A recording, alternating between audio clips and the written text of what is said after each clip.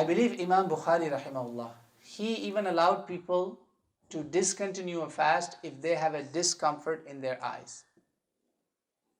Bukhari.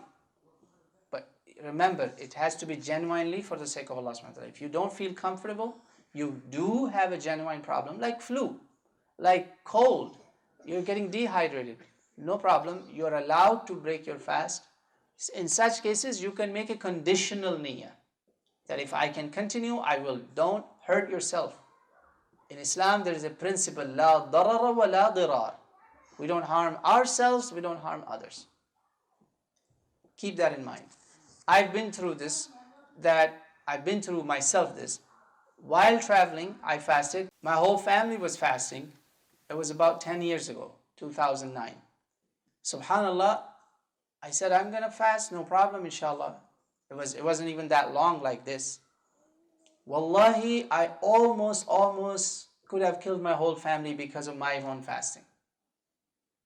Twice I almost ran into an accident because I was falling asleep. I needed some caffeine.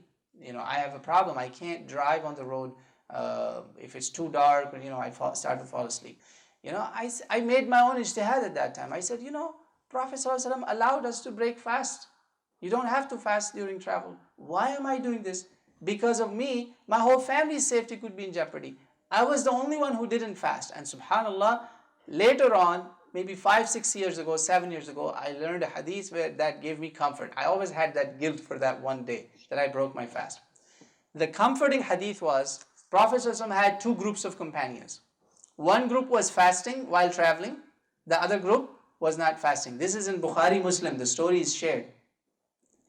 Prophet Muhammad ﷺ said, today the ones who are not fasting have more reward than the ones who are fasting. Guess why? The fasting people got so tired, by the time they got on their tent, everybody collapsed. They were sleeping.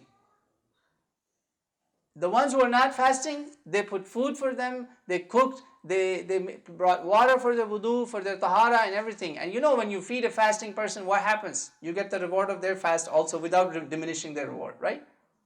And they did so much ikram, so much khidmah, so much service, so then they get more reward.